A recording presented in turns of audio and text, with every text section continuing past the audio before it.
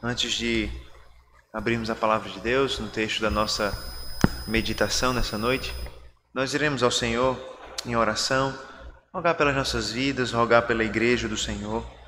Essa é uma prática importante quando nós nos colocamos diante do Senhor, quando nós rogamos pela igreja, entendendo que é a igreja de Deus, uma igreja que foi santificada por Cristo e que foi chamada então para viver essa nova realidade em Cristo Jesus. Vamos baixar nossas cabeças nesse momento e mais uma vez orar ao Senhor, rogando a Ele pelas nossas vidas, pela santificação do seu povo. Oremos.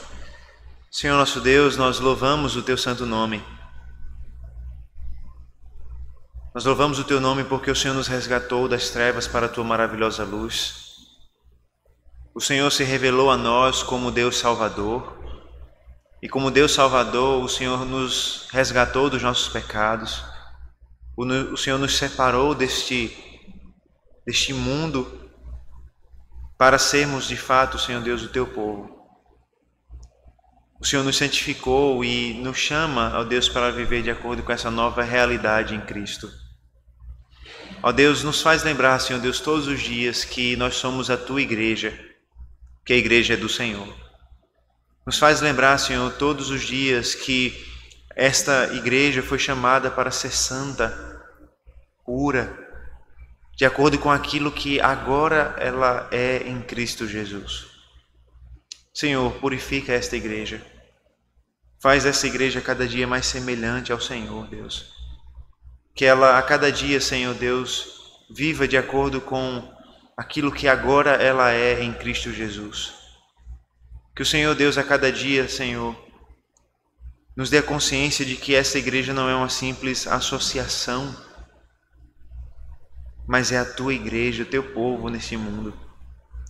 Que o Senhor Deus não permita, Senhor, que o pecado encontre lugar em nosso meio.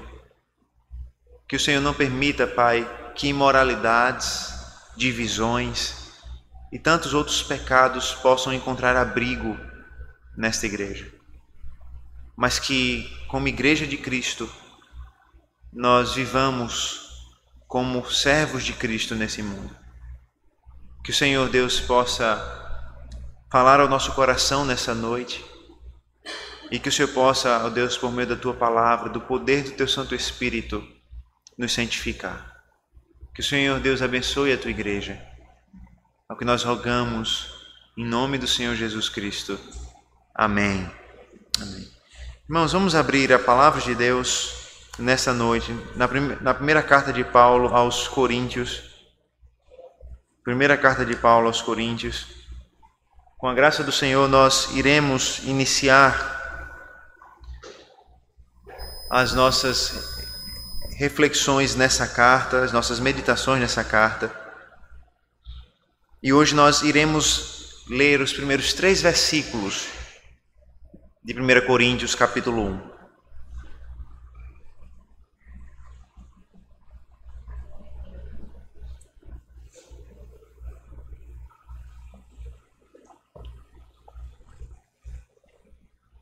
Primeira carta de Paulo aos Coríntios, capítulo 1. Nós, com a graça do Senhor, iremos começar a nossa caminhada por essa carta. Hoje nós teremos uma introdução à carta, uma vez que nós leremos a saudação inicial do apóstolo. E com a graça do Senhor, ao longo das próximas semanas, nós iremos com calma meditar em cada um desses versículos, em cada uma dessas passagens, crendo que certamente esta é uma carta muito rica e certamente edificará as nossas vidas por meio do Senhor Jesus Cristo, por meio do Espírito Santo. 1 Coríntios capítulo 1, a leitura a partir do versículo 5, assim diz a palavra de Deus. Ouça com atenção e fé. Ela nos diz assim: Paulo, chamado pela vontade de Deus para ser apóstolo de Cristo Jesus, e o irmão Sóstenes, à igreja de Deus que está em Corinto, aos santificados em Cristo Jesus, chamados para ser santos, com todos os que em todos os lugares invocam o nome de nosso Senhor Jesus Cristo, Senhor deles e nosso. Que a graça e a paz de Deus, nosso Pai, e do Senhor Jesus Cristo estejam com vocês. Amém.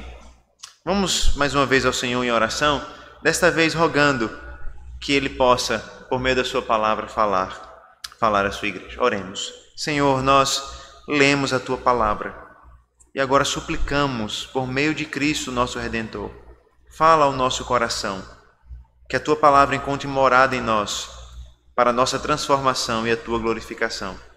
É assim que nós oramos, em nome do Senhor Jesus Cristo. Amém. Amém.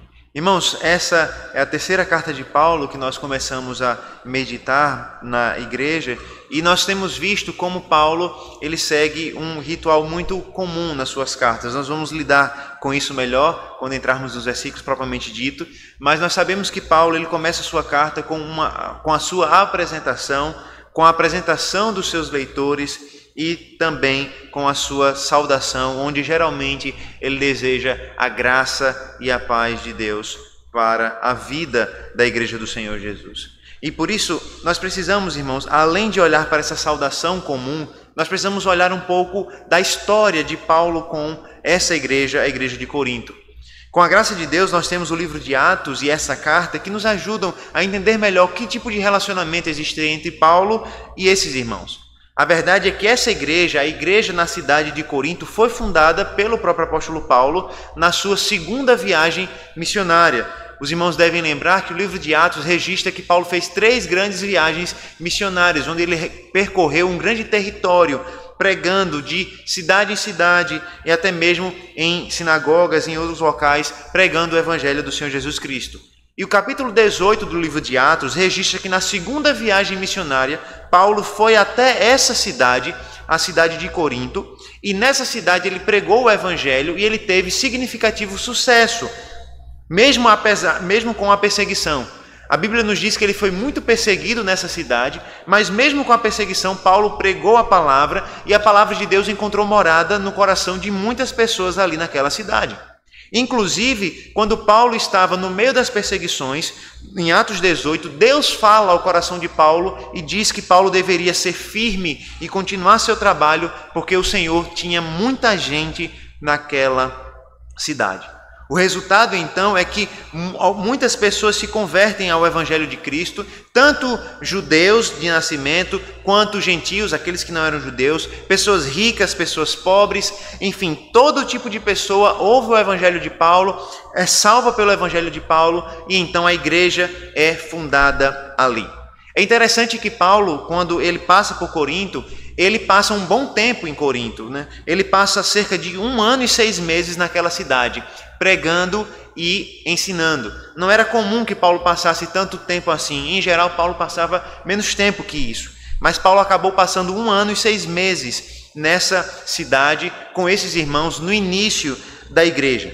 Depois desse 1 ano e 6 meses, Paulo continua a sua viagem, passa por outras igrejas e então ele volta para saudar a igreja de Jerusalém e a igreja de Antioquia. Como missionário que Paulo era, ele foi enviado pela igreja de Antioquia e a igreja de Antioquia o enviava para pregar nas diversas regiões. Ele conclui a sua viagem missionária, volta então para a sua igreja, a igreja que o havia enviado, dá as notícias a respeito daquilo que havia acontecido, fala a respeito de como Deus abençoou a sua pregação e já inicia a sua terceira viagem para novamente continuar pregando a palavra. E o texto nos diz que nessa terceira viagem ele ia voltando pelas mesmas cidades que ele já havia passado na primeira vez.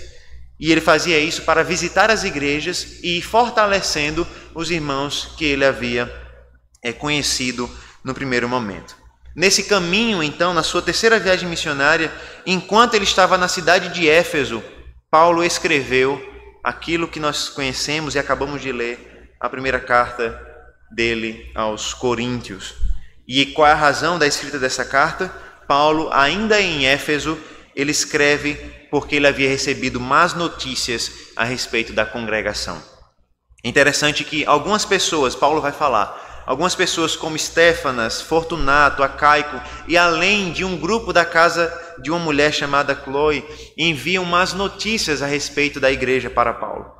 E Paulo, então, preocupado com essas más notícias sobre a igreja, resolve escrever a sua primeira carta aos Coríntios, que na verdade é muito provável que seja a sua segunda carta, uma vez que ele já haveria de ter se comunicado com essa igreja uma outra vez. Que más notícias eram essas? E talvez seja essa a grande pergunta que nós deveríamos fazer. Quais foram as más notícias que levaram Paulo a escrever essa carta?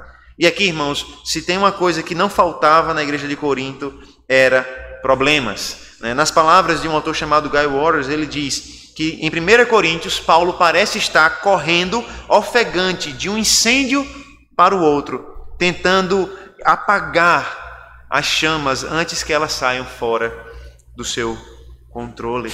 Ou seja, quando nós olhamos para a igreja de Corinto, irmãos, nós vemos diversos problemas de diferentes tipos. E basta nós olharmos para a carta para percebermos como esses problemas são evidentes.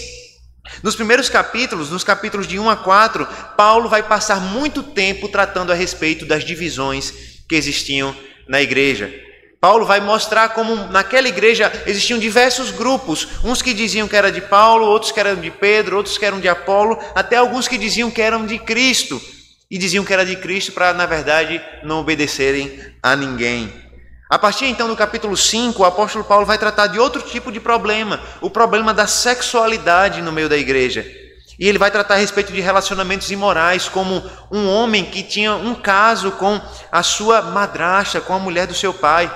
Paulo também vai tirar dúvidas a respeito do casamento, a respeito do divórcio e de outras questões envolvendo a vida conjugal e sexual daqueles irmãos. É interessante que depois de tratar isso, no capítulo 8, Paulo começa a tratar a respeito de questões da liberdade cristã. Será que os irmãos da igreja de Corinto poderiam comer comidas sacrificadas a ídolos? Será que eles não podiam? É interessante ainda que no capítulo 11, Paulo fala sobre a ceia do Senhor. Até mesmo na ministração da ceia existia problema naquela igreja. Alguns comiam demais, outros nem comiam direito. Os pobres ficavam sem comer e os ricos tinham em abundância, e assim por diante. Existiam outros problemas no culto que Paulo vai tratar do capítulo 11 até o capítulo 14. O problema dos dons espirituais que eram usados de maneira equivocada no culto. O problema do uso do véu, se as mulheres deveriam usar o véu ou não, e assim por diante. Eram muitos problemas também em relação ao culto. Em resumo, irmãos, nós podemos rapidamente perceber que essa igreja era uma igreja muito problemática. Essa igreja estava infectada com um modo de pensar e viver mundano daquela grande cidade que era Corinto. Corinto era uma grande cidade, uma grande metrópole naquele período, onde existiam diversas pessoas de diversos lugares, com diversas culturas, e como toda grande cidade, era uma cidade imoral. E a igreja de Corinto estava sofrendo com isso. Nas palavras de um outro autor chamado Thomas Schreiner, ele diz que a melhor explicação para todos esses problemas dessa igreja é que essa igreja foi afetada pelo mundo, pelo paganismo, pela mundanidade daquela cidade. Em outras palavras, Paulo está escrevendo essa carta, irmãos, na tentativa de tratar esses sérios problemas da igreja, na tentativa de resgatar essa igreja do terrível caminho pelo qual ela estava seguindo. Nós poderíamos dizer, então, que o propósito de Paulo nessa carta é levar os irmãos a viverem de fato para a glória de Deus, em todas as áreas da sua vida, seja no culto, seja na área sexual, seja na área dos alimentos.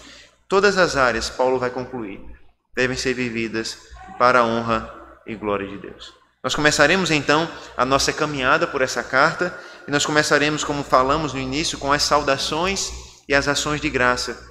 E nós veremos que nessa sessão inicial, logo no início da carta, Paulo nos lembra que essa igreja foi santificada para viver em santidade no mundo, firmada em Cristo Jesus até o dia do Senhor Jesus Cristo. Por isso, nessa noite, nós aprenderemos, através do início da primeira carta aos Coríntios, que nós, a igreja do Senhor, nós fomos santificados para viver em santidade e recebemos a graça e paz em Cristo. Nós aprenderemos que em Cristo nós fomos santificados para viver em santidade e em Cristo nós recebemos a graça e a paz de Deus. Hoje, então, começaremos nos versículos 1 e 2, aprendendo que em Cristo nós somos santificados para viver em santidade. Veja aqui, irmãos, antes de nós lermos propriamente os versículos, nós podemos observar que as cartas de Paulo seguem um padrão que era comum naqueles dias, um padrão que geralmente dividia a carta em 3 grandes partes. Você tinha a abertura, onde o autor se apresentava, onde ele apresentava os destinatários, onde ele dava aquela saudação inicial, o corpo da carta e então a despedida, o encerramento. Esse padrão é seguido nas cartas de Paulo, é seguido aqui também, e nós vemos como Paulo se apresenta e segue esse ritual comum. Mas a gente não deve imaginar que Paulo apenas segue uma convenção na escrita das cartas. É interessante perceber e é maravilhoso perceber que até na maneira como Paulo escreve uma simples carta, ele então informa a igreja a respeito do Evangelho. Até mesmo ao escrever uma simples carta tão comum naqueles dias, Paulo mostra o Evangelho em todas as coisas. Quando Paulo se apresenta, ele apresenta o Evangelho. Quando Paulo apresenta a igreja, ele apresenta o Evangelho. Ou seja, nós podemos perceber que na igreja, na carta que Paulo escreve, nós temos Paulo anunciando a graça do Evangelho e também adiantando temas que vão acontecer lá na frente. Além disso, nós podemos perceber que o apóstolo Paulo escreve a sua saudação a partir dos seus princípios de fé cristã. Ou seja, essas duas coisas, irmãos, nos ensinam que esses versículos iniciais não são apenas uma abertura que a gente pode ler rápido e passar adiante para entender o que de fato interessa. Esses versículos iniciais, irmãos, tanto mostram a convicção de Paulo a respeito do Evangelho e a respeito da Igreja de Cristo, como também esses versículos nos adiantam muitos assuntos que ele vai tratar lá na frente. Por isso eu convido você a olhar mais uma vez para os versículos 1 e 2 e observar como Paulo lembra da sua fé, do seu chamado, da igreja e do propósito da sua carta nesses pequenos 2 versículos. Paulo, chamado pela vontade de Deus para ser apóstolo de Cristo Jesus, e o irmão Sóstenes. A igreja de Deus que está em Corinto, aos santificados em Cristo Jesus, chamados para ser santos, com todos os que em todos os lugares invocam o nome de nosso Senhor Jesus Cristo, Senhor deles e nosso. Como nós falamos, apresentar o autor da carta é algo comum. Afinal de contas, quando a gente recebe uma carta, ou, enfim, quando a gente recebia cartas, nós precisávamos saber quem havia mandado. E Paulo faz questão de dizer quem é ele. Ele é Paulo. Mas é interessante perceber, irmãos, que Paulo faz questão de dizer que ele é Paulo, chamado pela vontade de Deus para ser apóstolo de Cristo Jesus. E é interessante isso, né, irmãos? Porque lembra, o apóstolo Paulo conhecia muito bem esses irmãos. Afinal de contas, Paulo havia pregado o evangelho para esses irmãos. Paulo havia passado 1 ano e meio morando com esses irmãos e ensinando esses irmãos. Paulo não precisava, pelo menos em termos de conhecimento dos irmãos, lembrar que ele era apóstolo. Todos sabiam que ele era apóstolo. Mas Paulo faz questão de iniciar a sua carta lembrando que ele é apóstolo, e isso parece ter uma razão muito clara, irmãos. Não é a primeira vez e não será a última vez que Paulo lembra quem ele é e apresenta a sua autoridade como apóstolo do Senhor Jesus Cristo. A palavra apóstolo, como os irmãos sabem, significa de maneira muito simples alguém que é enviado como um representante. E fica muito claro que Paulo aqui está falando que ele é apóstolo segundo a vontade de Deus e ele é apóstolo de Jesus Cristo. Em outras palavras, Paulo está dizendo que ele é um dos 12 apóstolos convocado pelo Senhor Jesus Cristo. Em outras cartas, Paulo vai dizer que sim, ele foi chamado por Cristo fora do tempo, né? Como se fosse fora do tempo. Ou seja, Paulo, como nós sabemos, perseguia a igreja de Cristo. E Deus então o resgatou e o chamou para ser apóstolo da igreja. E Paulo faz questão de lembrar: eu sou apóstolo do Senhor Jesus Cristo, segundo a vontade de Deus. Paulo está mostrando para a igreja que ele não escolheu a si mesmo para ser apóstolo. Ele não voltou em si mesmo para ser apóstolo. Foi o próprio Senhor Jesus Cristo que o escolheu para ser apóstolo. Isso é muito diferente, irmãos, do que nós vemos hoje em dia. Nós vemos homens que se intitulam apóstolos do Senhor Jesus Cristo. Homens que se chamam apóstolos do Senhor Jesus E Paulo claramente se coloca como apóstolo não pela vontade dos homens, mas pela vontade de Deus. E é evidente, irmãos, que não tem sucessão apostólica nas Escrituras. Em nenhum lugar das Escrituras nós encontramos um tipo de sucessão apostólica. Pelo contrário, Jesus Cristo escolhe esses homens. E esses homens, então, são chamados por Deus para servirem a igreja com autoridade divina. Abra sua Bíblia em Gálatas, capítulo 1, veja os versículos 15 e 16, e veja como Paulo, nessa carta aos Gálatas, lembra como ele foi escolhido e chamado para o propósito de ser apóstolo do Senhor Jesus Cristo. Gálatas 1, versículo 15 e 16.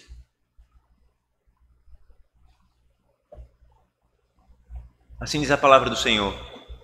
Mas quando Deus, que me separou antes de eu nascer e me chamou pela sua graça, achou por bem revelar seu Filho em mim, para que eu o pregasse entre os gentios.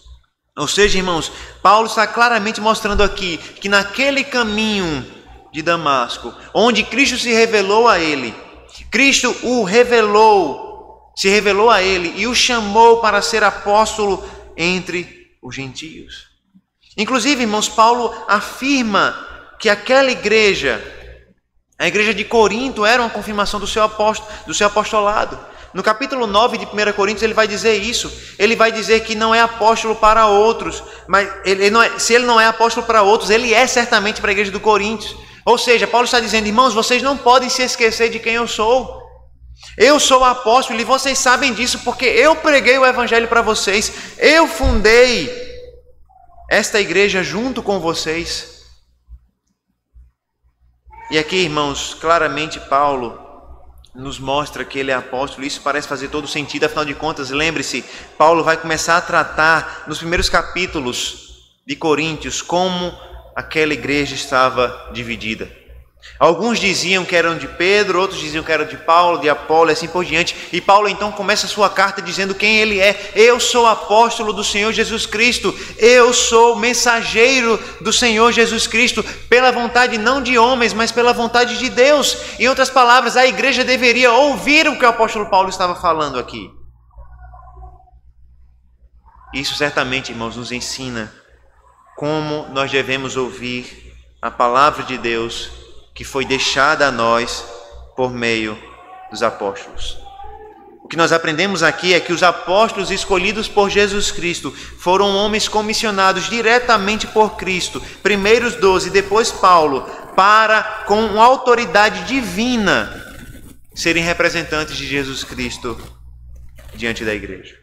Paulo não deveria ser desprezado pelos coríntios e nós hoje não devemos desprezar os apóstolos. E a grande questão é como nós podemos desprezar os apóstolos hoje. A verdade é que nós desprezamos os apóstolos, desprezamos o apóstolo Paulo quando nós lemos as suas cartas, o seu evangelho, a palavra de Deus, e nós não a obedecemos, não atendemos. Isso não nos transforma.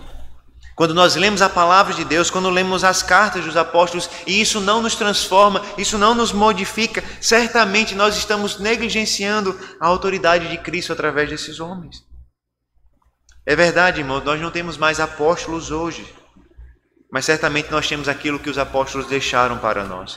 É por isso que a igreja de Cristo pode ser chamada de uma igreja apostólica, porque ela está firmada em cima, sobre o fundamento dos apóstolos. Isso também nos ensina que nós não devemos reconhecer nenhum outro apóstolo, além daqueles a quem o Senhor Jesus Cristo chamou pessoalmente na sua palavra, uma vez que só esses foram chamados pela vontade de Deus para serem ministros de Jesus Cristo no meio da igreja. Paulo se apresenta, eu sou apóstolo, chamado pela vontade de Deus, apóstolo de Cristo Jesus. Interessante que ele se apresenta e apresenta também um irmão. Ele diz que ele é o apóstolo de Jesus Cristo e o irmão Sóstenes. E é interessante, não é? Porque ele faz uma clara diferença entre ele e o irmão Sóstenes. Ele é apóstolo pela vontade de Deus, apóstolo de Cristo Jesus, e ele chama então o irmão Sóstenes de irmão. E provavelmente, irmãos, esse Sóstenes era conhecido da igreja. Alguns sugerem que Sóstenes é até aquele que aparece em Atos 18 como líder da sinagoga. Se os irmãos lerem em casa Atos 18, e eu espero que os irmãos façam isso, vão ver que a sinagoga de Corinto tinha um líder chamado Sóstenes. E é possível que esse Sóstenes aqui seja aquele Sóstenes de Atos 18. Embora seja provável, nós não temos certeza, nós não temos como ter certeza disso. Mas o que nós podemos afirmar é que, bem provavelmente, Sóstenes era conhecido da igreja, talvez fosse um líder da igreja, e por isso Paulo faz questão de mencionar que Sóstenes, junto com ele, está enviando aquela carta. Lógico, a carta de Paulo foi escrita por Paulo, é o ensino de Paulo, mas ele faz questão de mencionar aquele irmão, para que os irmãos da igreja saibam que Sóstenes estava junto com Paulo enviando aquela carta. Em outras palavras, o que Paulo estava ensinando, Sóstenes aprovava, confirmava. E veja que Paulo, ele apresenta ele mesmo como autor da carta, como apóstolo de Cristo, e isso já nos mostra as marcas do evangelho na carta, mas ele também vai apresentar a igreja. Ele vai apresentar os destinatários da carta. E se a apresentação dele já é muito interessante, a apresentação dos destinatários da carta é ainda mais interessante. Veja que Paulo, irmãos, não gasta muito tempo descrevendo os leitores como pessoas nobres, como moradores de uma grande e importante cidade.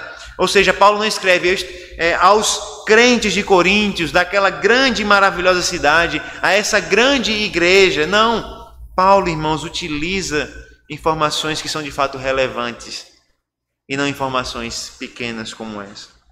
Paulo fala aos irmãos da igreja de Deus que está em Corinto.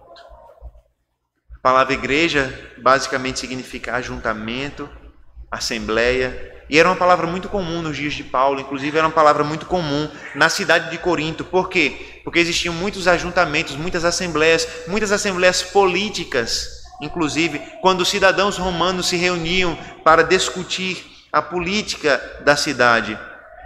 Mas Paulo faz questão de dizer que aquela não era uma assembleia comum, aquele não era um ajuntamento comum, aquela era a igreja de Deus. E aqui, irmãos, Paulo está mostrando que a igreja certamente é diferente de qualquer outro ajuntamento que nós podemos ter no mundo. Paulo está mostrando que aqueles irmãos não formavam um grupo comum, não formavam uma sociedade, não formavam um grupo de amigos, uma família sanguínea, mas eles formavam um povo, o povo de Deus, o povo de Cristo. E veja, irmãos, como nessa simples frase de Paulo, nós aprendemos o que a igreja é. A igreja, irmãos, não é um grupo de pessoas que possuem afinidades e se reúnem para desenvolver a amizade comum. A igreja não é um grupo de pessoas que se reúnem para se divertirem. Não é um grupo que se reúne para comemorar certas ocasiões especiais. A igreja é o ajuntamento de Deus, é a reunião do povo de Deus naquele lugar. Esse ajuntamento, irmãos, não pertence a homens, não é de um partido, não é de outro, mas é de Deus. Lembre-se, enquanto uns discutiam que pertenciam a um grupo, outros eram de outro, Paulo faz questão de lembrar que eles são um único povo, uma única igreja, a igreja de Deus que está em Corinto.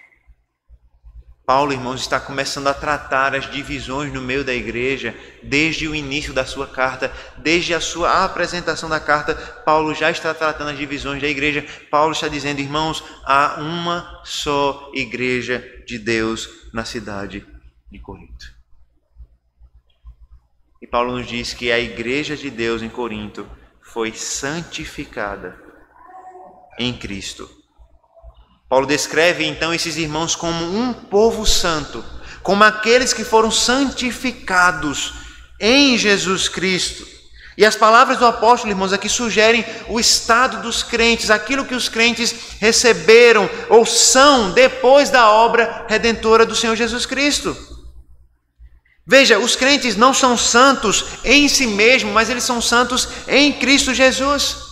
E é interessante, irmãos, perceber que essa palavra santo era muito comum no Antigo Testamento para se falar daquilo que Deus separava para o uso especial, especialmente para o uso de culto.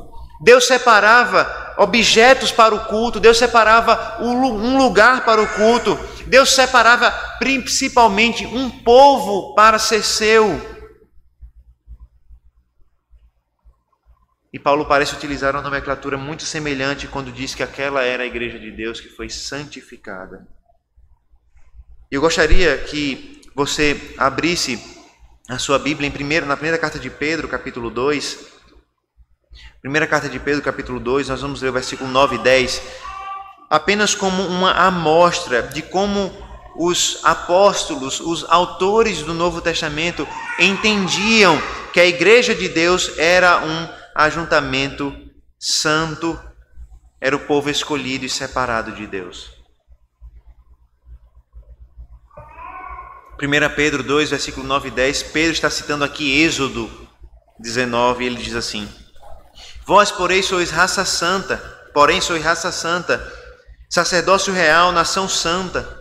Irmãos. Vós, porém, sois raça eleita, sacerdócio real, nação santa, povo de propriedade exclusiva de Deus, a fim de proclamardes as virtudes daquele que vos chamou das trevas para a sua maravilhosa luz. Vós que antes não erais povo, mas agora sois povo de Deus, que não tinham alcançado misericórdia, mas agora alcançaram misericórdia. Veja, irmãos, que para Pedro, assim como para Paulo, a igreja de Deus é formada por um povo que Deus escolheu, separou e santificou em Cristo Jesus. Em outras palavras, um povo que foi comprado, salvo, remido pelo sangue do Senhor Jesus Cristo.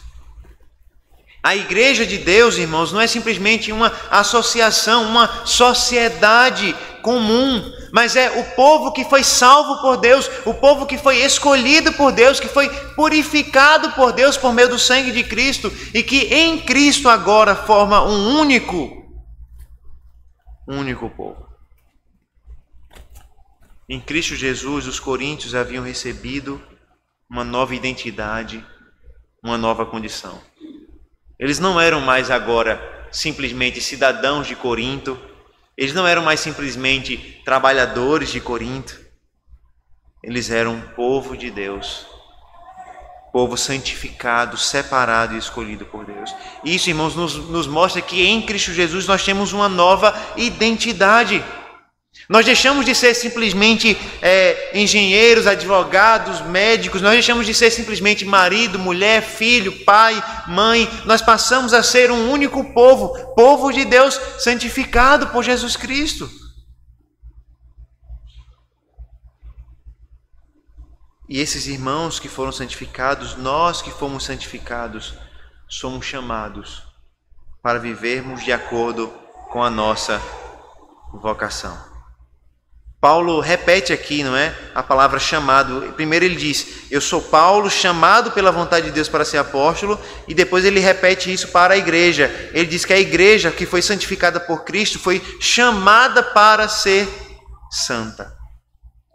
E aqui, irmãos, Paulo está mostrando claramente para os irmãos que uma vez que eles haviam recebido uma nova identidade em Cristo, agora eles deveriam viver de acordo com essa nova identidade. Eles foram salvos por Cristo, eles foram comprados pelo sangue de Cristo, eles foram separados por Cristo, lavados por Cristo. Agora eles deveriam viver como santos nesse mundo. Isso nos mostra, irmãos, duas coisas. Primeiro, que a santificação é uma obra que é realizada por Cristo, quando Ele nos salva e Ele nos purifica dos nossos pecados. É interessante que na teologia se utiliza geralmente o termo santificação definitiva, santificação posicional, ou seja, diante de Deus nós fomos separados, santificados, purificados por Jesus Cristo, e essa obra está completa. Mas as Escrituras também falam de um outro tipo de santificação, ou não sei se a palavra é outro tipo de santificação, mas a palavra de Deus também fala da santificação como uma obra progressiva, gradual. E veja que Paulo está falando isso. Paulo está mostrando: em Cristo vocês já foram santificados, e em Cristo vocês devem viver em santidade. Isso nos mostra, irmãos, que a nossa identidade, a nossa nova identidade, deve ser vivida em Cristo Jesus. E é interessante como muitas vezes nós sabemos disso, mas nós não vivemos isso. Isso é perceptível, por exemplo, na luta contra o pecado.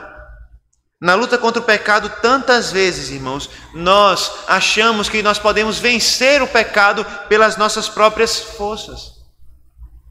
E quando nós lemos o que o apóstolo Paulo está escrevendo aqui, nós aprendemos tão claramente que Paulo nos diz que a santificação está em Cristo Jesus. Cristo Jesus nos santificou, e se nós desejamos ser santos, se nós desejamos ser mais parecidos com Cristo, nós só podemos fazer isso em Cristo. Em outras palavras, o apóstolo Paulo está nos dizendo que aquilo que nós já somos deve ser vivido por nós. Perceba, muitas vezes nós temos uma ideia equivocada a respeito de santificação. Nós achamos que a santificação serve para nos transformar em algo. Nós achamos que a santificação serve para nos transformar em pessoas melhores. Nós vamos nos santificar porque nós precisamos ser pessoas melhores diante de Deus. Mas veja, esse não é o princípio bíblico de santificação. Esse é apenas um princípio, muitas vezes legalista, de alguém que quer ser melhor pelas suas próprias forças. A santificação, irmãos, não nos transforma em algo que nós não somos. Pelo contrário, a santificação é um chamado de Deus para sermos aquilo que nós já somos em Cristo Jesus. A santificação não é um chamado para sermos melhores diante de Deus. A santificação é para sermos mais parecidos com Cristo, porque nós já estamos em Cristo. Por isso, na luta contra o pecado, na vida cristã, nós precisamos entender que a nossa luta não é para sermos melhores para agradar a Deus. A nossa luta é para sermos aquilo que nós já somos em Cristo. A nossa luta é para sermos santos, porque nós já somos santos em Cristo. Nosso chamado é para vivermos aquilo que nós já recebemos em Cristo. Em Cristo nós fomos santificados e em Cristo nós somos chamados para sermos santos. E veja que Paulo diz que nós somos chamados para sermos santos juntamente com todos aqueles que em todos os lugares invocam o nome do Senhor. E Paulo, mais uma vez aqui, está enfatizando a unidade da igreja. E nós vamos ver ao longo da carta, ao que parece, existia um grupo na igreja de Corinto que se achava melhor do que os outros. Nós vamos perceber que na igreja de Corinto existia um grupo que se achava mais santo, por causa dos dons espirituais e assim por diante. Afinal de contas, eles falavam em línguas, eles eram mais dotados espiritualmente. Então existia um grupo de irmãos nessa igreja que se achavam superiores aos outros porque eles eram mais espirituais. E Paulo está dizendo que a igreja é de Deus. Paulo está dizendo que essa igreja foi santificada, que essa igreja foi chamada para ser santa e que essa igreja não é mais especial do que nenhuma outra. Essa igreja está unida a todos aqueles que em todos os lugares invocam o nome do Senhor Jesus Cristo. Paulo está nos ensinando, irmãos, que nós não somos melhores, nós não somos mais especiais. A nossa igreja não é diferente, não é mais especial do que nenhuma outra igreja de Deus na terra. E muitas vezes essa é uma tendência do nosso coração. Inclusive, por causa da preocupação que, em geral, as igrejas reformadas têm com o ensino da palavra, com o estudo da palavra, pode existir uma tendência no nosso coração de nos acharmos superiores às demais igrejas de Deus em Jesus Cristo. E Paulo está dizendo, não. Nós fomos santificados e chamados para sermos santos, juntamente com todos aqueles que invocam o nome do Senhor Jesus Cristo na terra. Nós não somos melhores, nem somos mais especiais por sermos presbiterianos, reformados ou qualquer outra coisa. Nós estamos juntos com todos aqueles que nessa terra invocam o nome do Senhor Jesus Cristo. Logo no início da carta, então, Paulo faz questão de lembrar que existe um único povo que invoca o nome do único Deus e que foi santificado pelo único Senhor Jesus Cristo, naquela cidade e ao redor do mundo. Sozinhos, nós não somos povo de Deus, mas formamos o povo de Deus juntos. Como nos lembra Thomas Schreiner aqui, é interessante que eles chamam o Senhor Jesus Cristo aqui de nosso Senhor Jesus Cristo. E a palavra Senhor, irmãos, normalmente era aplicada no Antigo Testamento para invocar o nome do Senhor Deus, o soberano sobre todas as coisas. Em outras palavras, quando Paulo diz aqui que nós, em todos os lugares, invocamos o nome do Senhor Jesus Cristo, Paulo está claramente mostrando como o povo de Deus que invocava o Senhor no Antigo Testamento é o mesmo povo de Deus que agora invoca o nome do Senhor Jesus Cristo. Ou seja, na adoração da igreja primitiva estava muito claro, na adoração de Paulo estava muito claro que o Senhor Jesus Cristo é o único Deus verdadeiro. E nós pertencemos ao único Deus verdadeiro, o Senhor de todas as coisas. Em Cristo, nós formamos um único povo e nós somos chamados para viver em santidade. Veremos agora no versículo 3 que nesse Cristo, nesse Senhor, nós recebemos também a graça e a paz de Deus. Veja que depois de apresentar a si mesmo como autor, de apresentar os destinatários, Paulo faz questão de apresentar a sua saudação, o seu voto, como ele faz em quase todas as suas cartas. Paulo diz no versículo 3, que a graça e a paz de Deus, nosso Pai, e do Senhor Jesus Cristo estejam com vocês. Veja, irmãos, como o terceiro elemento, então, da sua saudação, Paulo deseja que os irmãos recebam a graça, estejam com a graça e a paz de Deus. E veja, irmãos, que era muito comum nas cartas, não esse tipo de saudação, mas era comum nas cartas uma saudação. Normalmente era uma saudação muito rápida, era apenas saúde e assim por diante, né? Então se escrevia uma carta e se colocava no início da carta, sou fulano de tal, a fulano de tal, saúde. E então começava-se a escrever aquilo que estava planejado. Paulo não, Paulo ele preenche essa saudação e não diz simplesmente saúde. Ele faz questão de revestir a sua saudação com os elementos do Evangelho de Deus.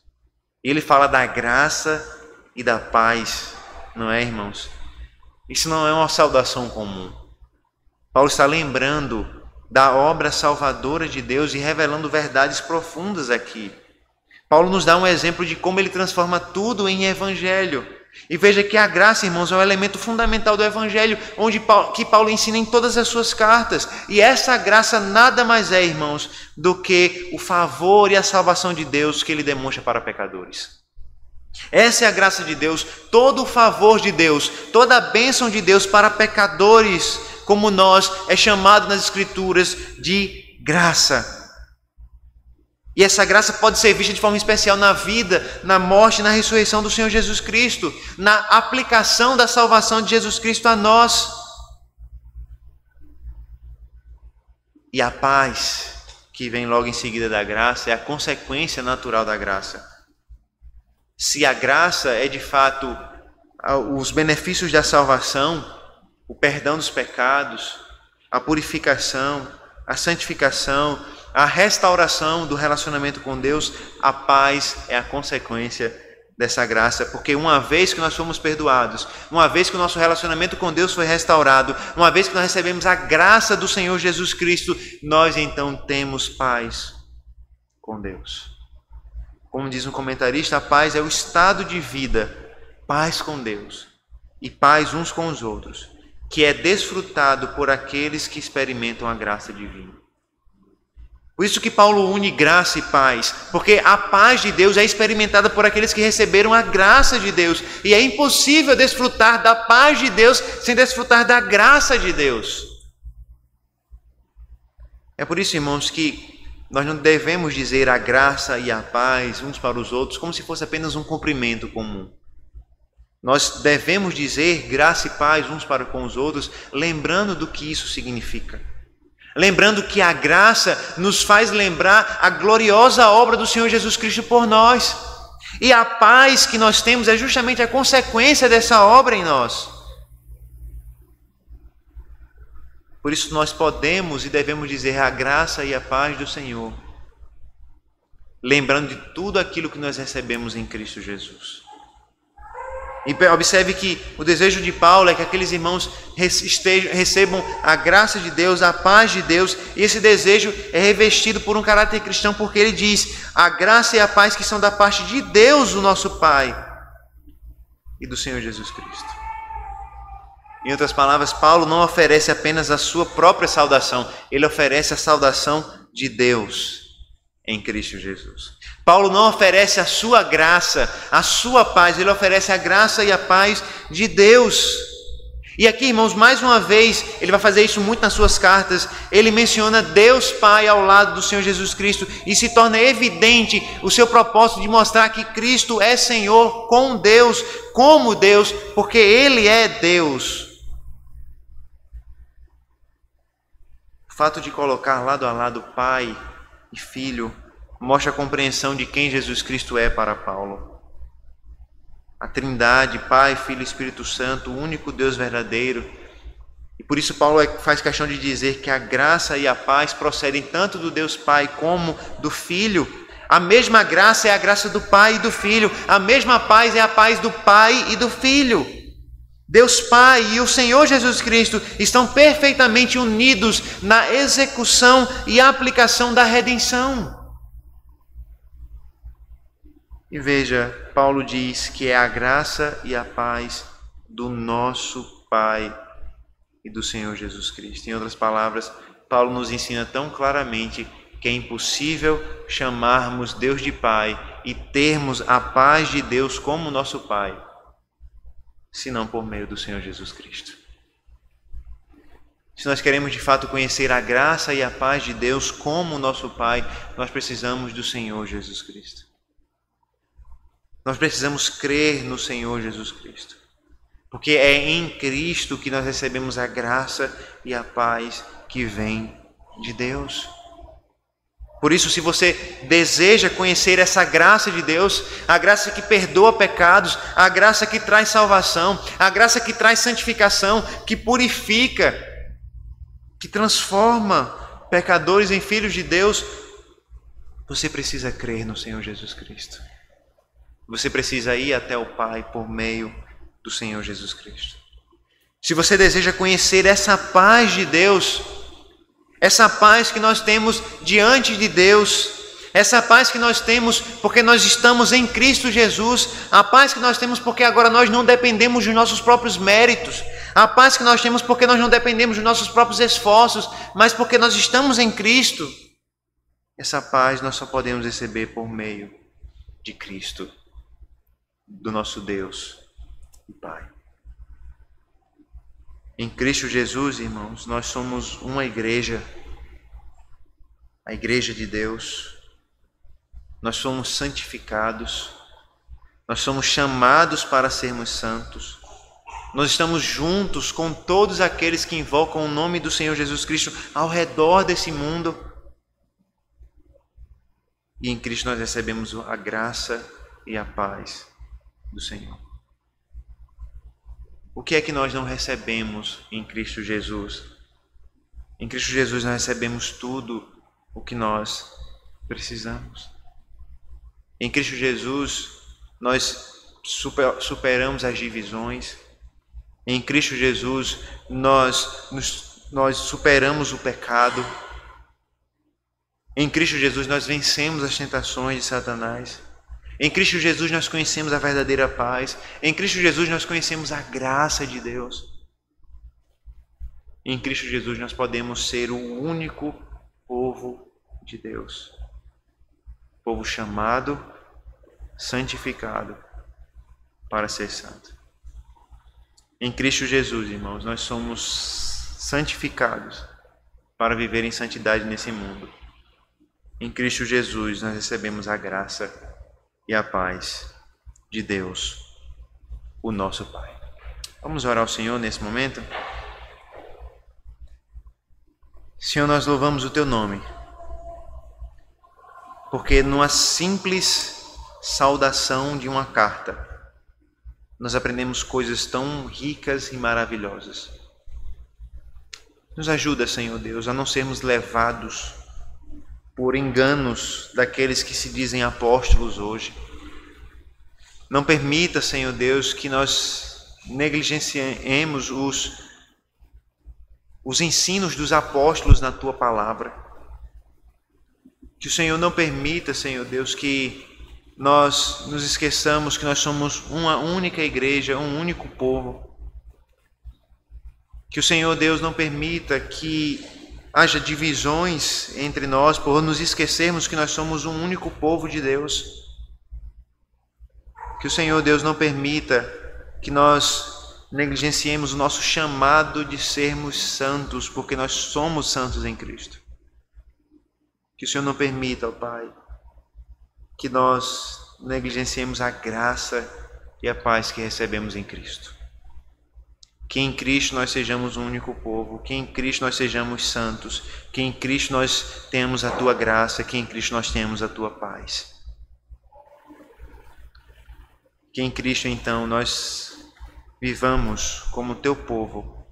Para a honra e glória do Senhor, nós oramos em nome desse Salvador bendito. Amém.